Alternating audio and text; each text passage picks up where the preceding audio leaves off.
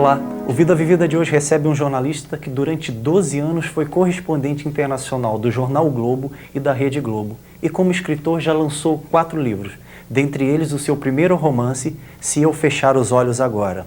Eu converso agora com o jornalista e escritor Ednei Silvestre. Ednei, muito obrigado por aceitar o nosso convite, é um prazer recebê-lo aqui. Um prazer é meu, obrigado por me trazer aqui. Nesse lugar de tantas estrelas já passaram, né? Ednei, eu acabei de te apresentar como jornalista e escritor, isso a gente já sabe, mas como cantor... Não, fui cantor, sim, mas quando eu era muito jovem, em Valença ainda. Eu não sei como começou, meu pai era músico também, meu pai era dono de um armazém, mas a profissão íntima dele era música. E ele me levou, e o meu irmão e minha irmã, para cantar na Rádio Clube de Valença. E parece que deu certo, aí eu me apresentava todo domingo e cantava até os 11 anos, quando a minha voz começou a mudar, eu era adolescente, e aí como adolescente, pronto, aí parei, agora só canto secretamente. Ednei, uma outra curiosidade nossa, assim, você também já teve academia de ginástica? Você pratica? Eu fui sócio da academia de ginástica, fui sócio da Zacaro com meu amigo, e também meu afilhado de casamento, o primeiro casamento, Roberto Zacaro. Eu gosto muito de atividade física, desde criança fiz muito. Acho que foi uma reação até o fato de eu ter sido uma criança anêmica e não conseguia me movimentar direito. Imagina, eu não conseguia me movimentar e não conseguia falar, eu não falava direito. Então eu escrevia e eu corria, andava de bicicleta e tentava falar o mínimo possível para que ninguém debochasse de mim, porque eu não conseguia pronunciar as palavras corretamente. E sempre gostei de atividade física. A única coisa que eu não faço direito, eu acho, eu nado muito mal. Então, moro no Rio de Janeiro, mas não sou um homem do mar. Ednei, você foi o primeiro jornalista brasileiro a chegar ao local do atentado às torres do World Trade Center, né? Acompanhado do repórter cinematográfico Orlando Moreira. Como foi viver e documentar aquele momento tão difícil? Até hoje eu mesmo me pergunto. Porque se via muito pouco, havia muita fumaça. Você ouvia gritos, você ouvia sirenes, sirene da polícia, sirene dos bombeiros, sirene das ambulâncias, muito. E a gente sabia que naquele local trabalhavam, naquele horário, de 2 a 5 mil pessoas. Foram quase 3 mil mortos no final. Mas não se sabia a extensão da tragédia, não se sabia por que tinha acontecido, não se tinha noção ainda da extensão do ato terrorista, não se sabia como os aviões foram se chocar com os prédios. Foi um momento que exigiu de mim, acredito do Orlando também, que era uma pessoa muito experiente, uma cabeça fria de jornalista. Temos uma história para contar. É horrível e nós não podemos desmoronar aqui. A gente tem que seguir em frente. Não havia transporte, então a gente cobriu e voltou a tempo de fazer a matéria do Jornal Nacional a pé até boa parte da ilha. Mas, ainda com outros detalhes, eu contei num dos meus livros, no Outros Tempos. É um livro escrito com muita dificuldade também, porque ele abre com o 11 de setembro, com o que aconteceu no 11 de setembro, e fecha com o 11 de setembro, com uma história relacionada ao 11 de setembro. E no meio do caminho, eu conto outras experiências, minhas experiências, assim, no Iraque, minha experiência em Cuba, minha experiência cobrindo um furacão. Eu participei de uma coisa muito interessante, que eu nunca pensei na vida, eu por escolha jamais faria. Eu entrei num avião que caça até hoje, furacões. Então, assim, tem um furacão. Aí esse avião parte e fica entrando e saindo dos furacões, entrando e saindo dos furacões para medir a intensidade, a direção do furacão. E enquanto você está no olho do furacão, é tudo muito calmo. Mas a hora que você entra dentro dele, rapaz, não, É uma coisa, assim, qualquer turbulência que você já tenha passado em algum voo não se compara com o que acontece. Você faz de propósito, entra e sai, entra e sai. Ainda como correspondente internacional da Rede Globo, você fez uma série de reportagens no Iraque antes da derrubada de Saddam Hussein. Como foi essa experiência? Tudo que a gente imaginava que fosse a ditadura de Saddam Hussein, não era. Era muito pior. As pessoas viviam sob terror. Ednei, aqui no Brasil você era diretor de cinema, não era isso? Ou publicidade? Eu dirigi comerciais. O que te levou? Eu dirigi curta-metragem também, fui premiado com curta-metragem, fui assistente de direção de longa. Noivado. Existe apenas, acho, que ainda existe uma cópia no Museu de Arte Moderna do Rio de Janeiro, na Cinemateca, e acho que há uma cópia no Museu de Arte Moderna de Vitória do Espírito Santo.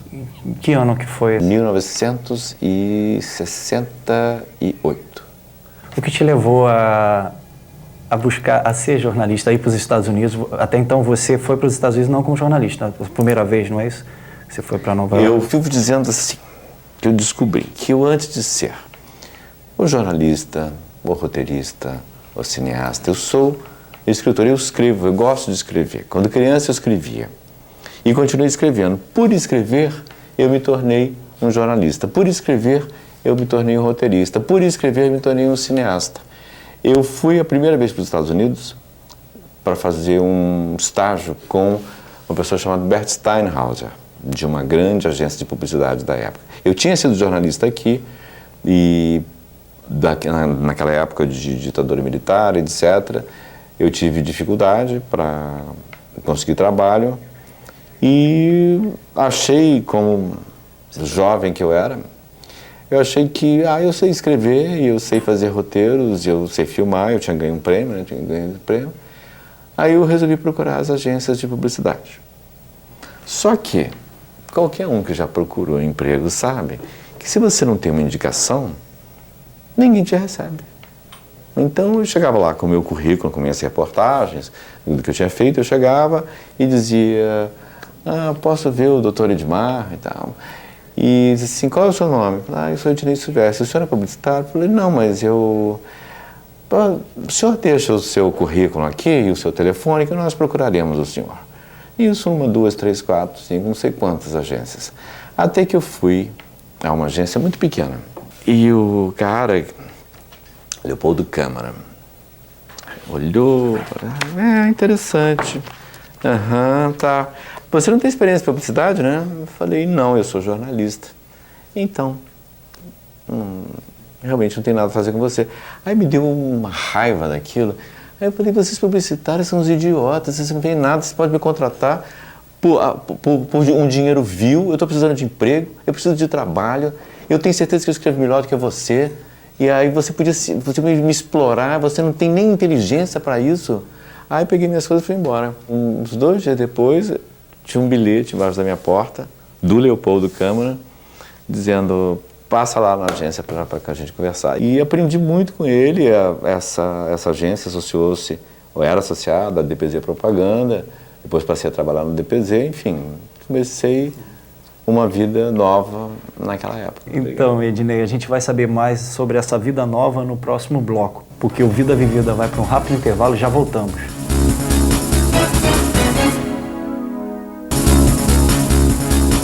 O Vida Vivida está de volta e hoje conversando com o jornalista e escritor Ednei Silvestre. Ednei, no bloco passado você falava de uma vida nova, né? Que você começou a trabalhar com publicidade. Eu era jornalista, me tornei publicitário. Eu tenho um amigo querido chamado Rodolfo Vani, que uma vez, brincando comigo, debochando, disse, Ednei, você é a pessoa que eu conheço que tem maior número de reencarnações em vida. Porque eu já fiz muita coisa, acho que como pessoa pobre, vindo do interior, sem conhecimento, sem nenhuma referência aqui, sem amigos, eu fui fazendo várias coisas. Eu traduzi livros de literatura dita séria, como traduzi westerns. Aí me tornei jornalista, fui jornalista até essa época, quando eu comecei a trabalhar em publicidade. Você também trabalhou para algumas revistas, não foi? Eu trabalhava para revistas da Abril, eu trabalhei para Manchete, Fatos e Fotos. Em 1990, eu tive um convite para ir para Nova York, para trabalhar como diretor de filmes publicitários, para KSK Visuals. E para lá eu fui. Aí quando eu estava em Nova York, surgiu um convite para contribuir com artigos e notas para o Globo. E aí recomeça outra encarnação. Aí eu voltei ao jornalismo, tal como tinha sido previsto por uma astróloga quando eu tinha uns 20 e poucos anos. Ela me disse que a minha vida ia ter muitas reviravoltas, mas que o meu caminho verdadeiro, eu reencontraria numa cidade estrangeira e fazendo aquilo que eu fazia no momento, mas que eu ia sair daquilo que eu fazia, eu era jornalista então. E foi o que aconteceu. Bom, Ednei, vamos falar um pouquinho de literatura, falar dos seus livros que estão aqui. Dias de Cachorro Louco, que é um livro de crônicas publicadas no jornal O Globo. Esse foi o primeiro. Aí depois nós temos... Depois desse... Foi outros tempos, já quando eu de volta para o Brasil, que começa a minha experiência jornalística internacional, que é o livro de crônicas e memórias.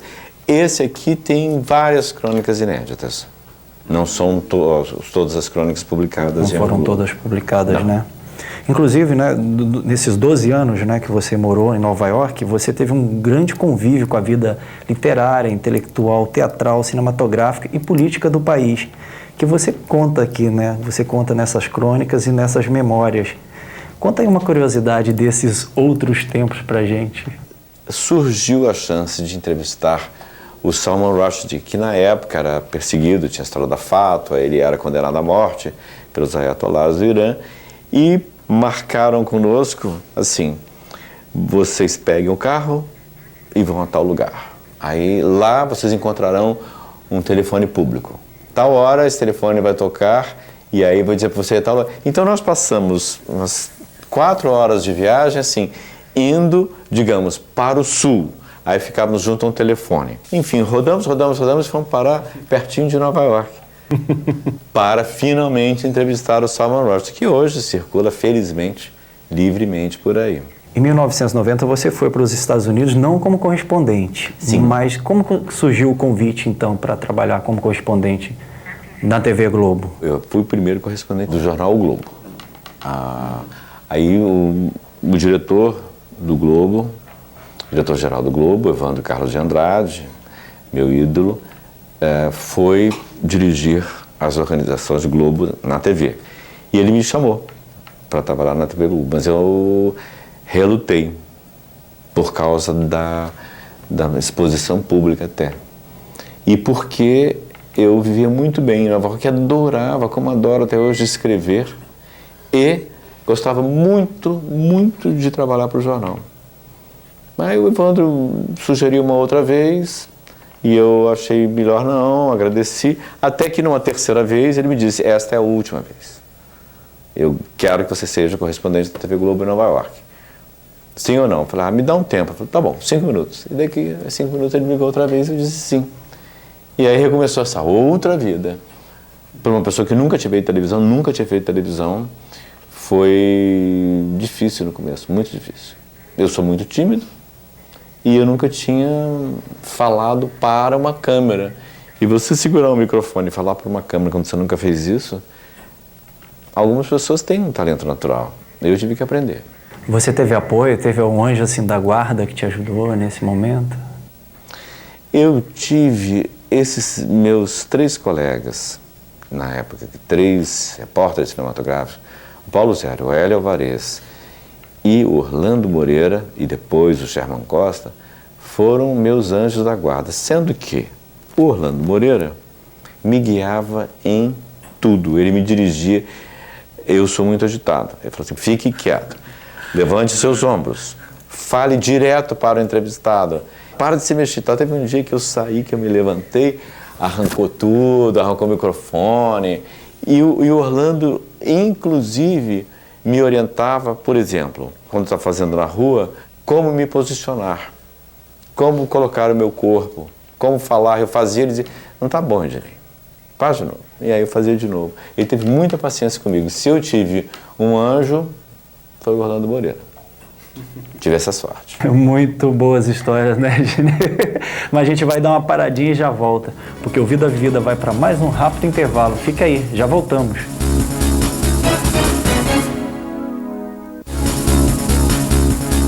O Vida Vivida está de volta com o terceiro e último bloco do nosso programa, hoje conversando com o jornalista e escritor Ednei Silvestre. Ednei, como é a relação assim de você com os amigos? Meus amigos são minha rede, assim. Se eu posso saltar ou usar, fazer coisa, é porque eu tenho essa rede de afeto. Eu saí de casa muito cedo, eu tinha 16 anos. E tenho uma ótima relação com meus irmãos. Porém, eu vim para o Rio, vim sozinho e aprendi o valor da amizade. Os meus irmãos são meus amigos. Agora, os meus amigos são meus irmãos. Então tem gente querendo falar com você, vamos acompanhar? Sim. Como amigo, o Ednei é uma pessoa excepcional, é de um carinho, de uma atenção muito raras hoje em dia, muito raras. E é aquela pessoa que ligada nos detalhes, que está presente nas horas certas e muito carinhoso, uma pessoa muito leal e correta, né? Muito certo, é realmente um privilégio ser amiga dele. Ednei, até de uma maneira meio egoísta, eu quero desejar para você muito sucesso na sua carreira de autor. Digo egoísta porque o seu sucesso vai ser um pouquinho meu também, mas quero muito que você encontre um tempo para escrever mais. Eu tenho uma grande admiração pela Luciana e eu apresentei para ela em junho e em novembro o livro estava nas livrarias. Devo muito a ela. Se eu fechar os olhos agora, existe por causa da Luciana. Quero citar aqui porque, infelizmente, também não está mais entre nós, que era uma amiga querida, jornalista, irmã da Luciana, Flávia Vilas Boas, que se foi muito cedo, mas continua no coração da gente. Então tem mais gente querendo falar com você, vamos ver? Oi, Ednei, que bom estar aqui, hein, fazendo homenagem a você, você merece. Meu amigo querido, meu compadre, profissional da maior competência, autor de um livro, aliás, de vários livros, mas do mais recente, que eu amei. Então, queria dizer tudo de bom, saúde e sorte, muito sucesso, muitos livros, muitos projetos e tamo junto, como diria seu afilhado Duda. Eu nem me lembro como a gente se conheceu, mas a gente atravessou cada tempestade. Sou padrinho do Duda por escolha do Duda, ele me escolheu como padrinho, não foi ela. E a gente está lá segurando a mão do outro na hora que é necessário, a hora que a gente pula de um trampolim para o outro, somos parte. Né? Eu sou rede para ela, ela é rede para mim. Que bonito. Obrigado. Ednei, vamos continuar falando mais um pouquinho dos seus livros.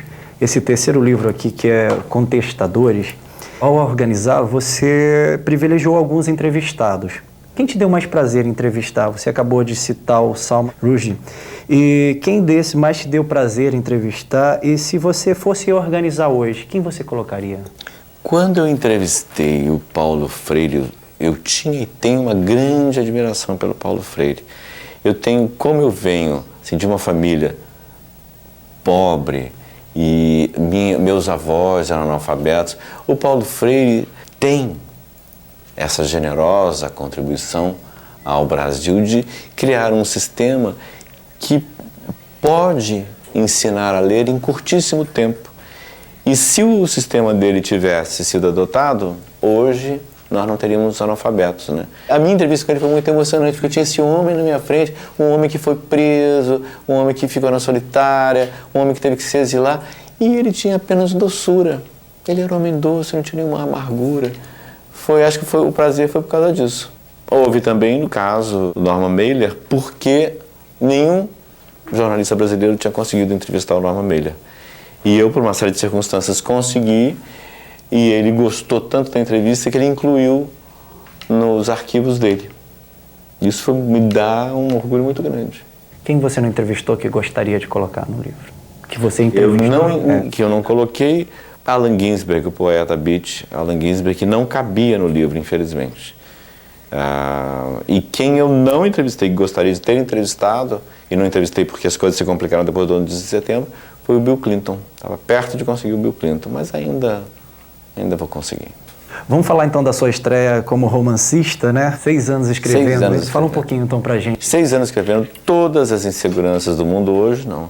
Assim, que eu estou escrevendo uma porcaria, isso é um bom livro. E ao mesmo tempo tinha uma ânsia, eu queria contar essa história, eu tinha essa história para contar, eu tinha que contar, eu precisava contar. E eu passei a ter medo de morrer sem conseguir contar. E toda a trama tem muito de mim. E tem muito também que não tem nada a ver comigo. Mas eu queria contar essa história, que é uma história de uma mulher que sofre uma morte violenta. Ela é a personagem central, ela não diz uma palavra, ela é lembrada o tempo todo. E aí surgem outros personagens em torno dela, como os 2 meninos, que são personagens centrais, o velho também personagem central, e vão surgindo outros e outros. São 27 personagens que desvendam não só o crime, como também esse Brasil secreto. Esse Brasil que é a origem desse Brasil em que nós vivemos. Ednei, você é um exemplo de uma pessoa que veio de uma família humilde e conseguiu chegar, acredito eu, de certa forma realizar seus sonhos, foi atrás dos seus sonhos. Nosso programa é assistido por vários estudantes, principalmente de jornalismo. Deixe uma mensagem para quem está em casa, para os futuros jornalistas, alunos da universidade. O melhor conselho que alguém pode dar para um jornalista: use sapatos confortáveis, porque você vai esperar muito em pé. Você não vai ter onde sentar-se, então que os sapatos sejam confortáveis. E para a carreira é o seguinte: seja teimoso, seja teimosa, porque em princípio ninguém acredita na gente. Quer dizer, em princípio a gente está começando uma carreira, não é um ceticismo, mas assim, o que você fez? Ah, você é estudante? Aham. Tá bom, deixa seu número aí, vamos ver, deixa seu currículo. Isso acontece sempre. Então tem que fazer o quê? Tem que ser teimoso, bater na porta, bater na porta, bater na porta, bater na porta, até que um dia abre uma brecha e por lá você vai.